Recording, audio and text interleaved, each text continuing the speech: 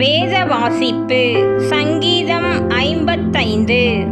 நிகனோத்தில் வாசிக்க தாவீது பாடி ராகத்தலைவனுக்கு ஒப்புவித்த மஸ்கீல் என்னும் சங்கீதம் 1 முதல் 23 வரை.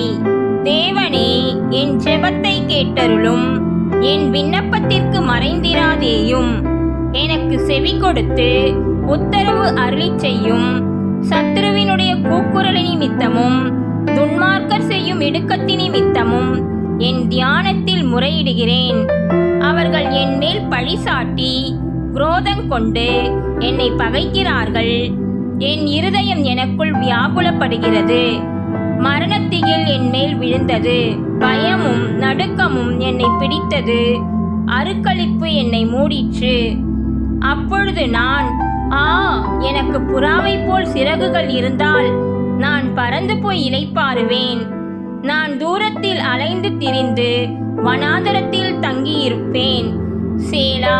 பெருங்காற்றுக்கும் புசலுக்கும் தப்ப தீவிரித்துக் கொள்ளுவேன் என்றேன். ஆண்டவரே, அவர்களை அழித்து அவர்கள் பாஷையை பிரிந்து போக பண்ணும் கொடுமையையும் சண்டையையும் நகரத்திலே கண்டேன். அவைகள் இரவும் பகலும் அதன் மதில்கள் மேல் சுற்றித் திரிகிறது.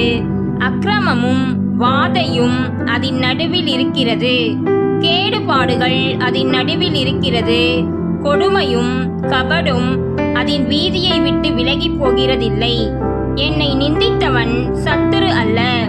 அப்படி இருந்தால் சகிப்பேன். எனக்கு விரோதமாய் பெருமை பாராட்டினவன் என் பகைஞன் அல்ல. அப்படி இருந்தால் அவனுக்கு மறைந்திருப்பேன். எனக்கு சமமான மனுஷனும் என் வழிகாட்டியும் என் தோழனுமாகிய நீயே அவன். நாம் ஒருமித்து இன்பமான ஆலோசனை பண்ணி கூட்டத்தோடே தேவாலயத்துக்கு போனோம். மரணம் அவர்களை தொடர்ந்து பிடிப்பதாக. அவர்கள் உயிரோடே பாதாளத்தில் இறங்குவார்களாக. அவர்கள் வாசஸ்தலங்களிலும் அவர்கள் உள்ளத்திலும் பொல்லாங்கு இருக்கிறது. நானோ தேவனை நோக்கி கூப்பிடுவேன். கர்த்தர் என்னை ரட்சிப்பார். அந்தி சந்தி மத்தியான வேளைகளிலும் நான் தியானம் பண்ணி முறையிடுவேன். அவர் என் சத்தத்தை கேட்பார். திரளான கூட்டமாய் கூடி என்னோடு எதிர்த்தார்கள். அவரோ எனக்கு நேரிட்ட போரை நீக்கி என் ஆத்துமாவை சமாதானத்துடன் மீட்டு விட்டார். ஆதி முதலாய் வீற்றிருக்கிற தேவன் கேட்டு அவர்களுக்கு பதிலளிப்பார்.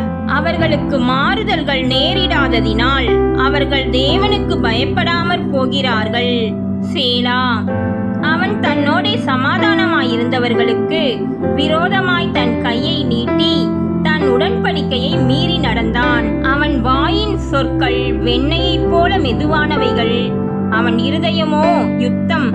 அவன் வார்த்தைகள் எண்ணெயிலும் மிருதுவானவைகள். ஆனாலும் அவைகள் உருவின பட்டயங்கள். கர்த்தர் மேல் உன் பாரத்தை வைத்துவிடு. அவர் உன்னை ஆதரிப்பார். நீதிமானை ஒருபோதும் தள்ளாட ஒட்டார். தேவனே, நீர் அவர்களை அழிவின் குழியில் இறங்க பண்ணுவீர். இரத்த பிரியரும் சூதுள்ள மனுஷரும் தங்கள் ஆயுளின் நாட்களில் பாதி வரையிலாகிலும் பிழைத்திருக்க மாட்டார்கள். நானோ உம்மை நம்பியிருக்கிறேன். கர்த்தர் தாமே நம்மை ஆசீர்வதிப்பாராக. ஆமேன்.